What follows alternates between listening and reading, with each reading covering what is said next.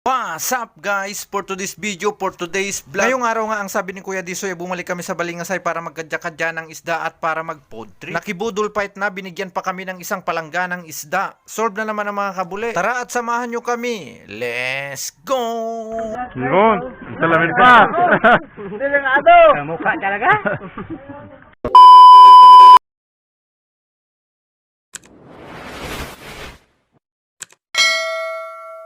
Kumusta mga kabule? Ngayong araw ay agad nga kaming bumalik dito sa Balingasay para magkadya-kadya dahil nga noong pumunta kami nung una dito ay wala kaming naantay na bangka. Ang sabi nga ni Disoy na babalik na lang kami sa susunod na taon 2024 na kaya nandito na nga kami. Sa mga hindi nakapanood nung unang punta namin dito ay panoorin nyo na lang pagkatapos nyo panoorin itong aming bagong upload. Doon nga kahit wala kaming naantay na bangka galing sa laot ay binigyan pa rin nila kami ng ulo ng susay. Nandito na nga kami sa gilid ng dagat, napakaputi ng buhangin, medyo malakas ang alon at malakas din ang hangin. Nakita nga naming maraming nakaparadang bangka dito sa gilid. Sabi ni Dugong parang wala atang nakapunta sa laot. Por Diyos. Pagkarating nga namin dito, inabutan namin si Gerard na inaayos ang kanyang bangka. Pukpok ng pukpok. Magpangkod.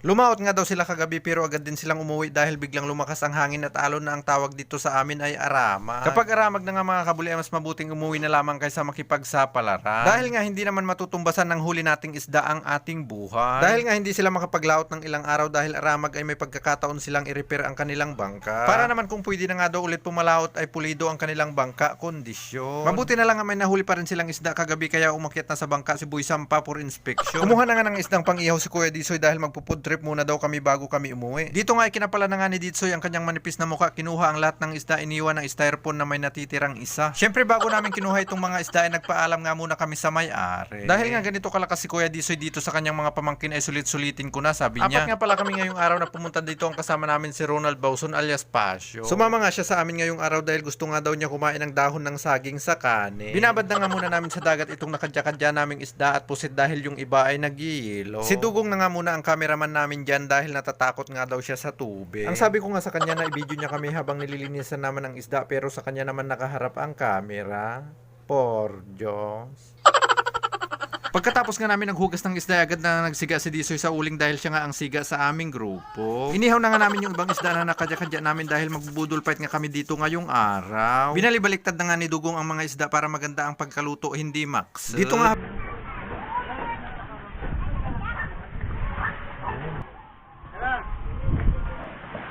Kurt, sige mga isa natin, corn dog.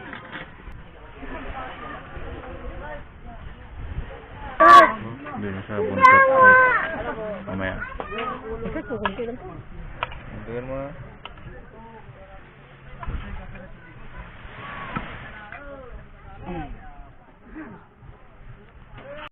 maraming salamat ulit mga kabuli sa inyong walang sawang pagtangkili. Dito nga dahil nakaready na ang aming mga pagkain, agad na nga kaming kumain. Nagkanya-kanya na nga kami, kanya-kanyang kamot, kanya-kanyang subo, sana hindi kami maspalan. Dito nga hindi ko muna ibu-voice over para marinig nyo naman ang aming mga baboy na sumanapsap. Por Diyos.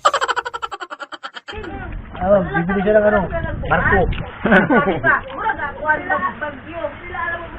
Shout out pala sa asawa ko sa abroad.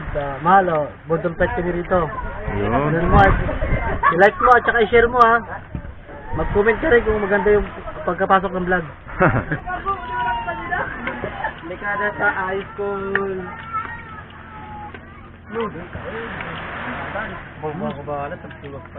What's up guys?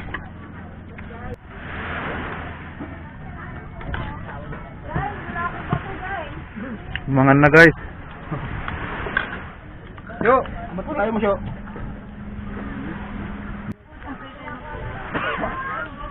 Ay. Guys, nandito na po si Apple Jack. Yun, salamin ka. Hindi lang ano. Mukha talaga. Naligaw po kami sa Bulinaw kamo guys. Mayroong may napansin kami sa artista rito.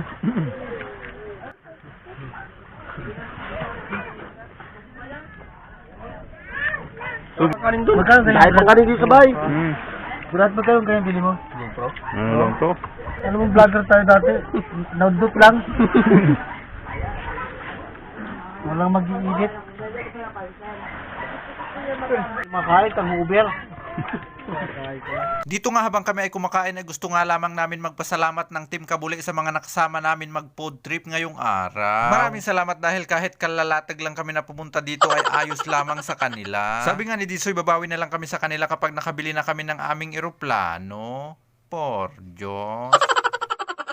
Pagkatapos nga namin kumain ay umuwi na nga kami, binigyan pa nila kami ng pang-ulam. Dahil binigyan nila kami ng pang-ulam mga kabuli, sana bigyan nyo naman kami ng like and share, baka naman. Kita-kita na lang ulit tayo sa aming next episode. Maraming salamat po.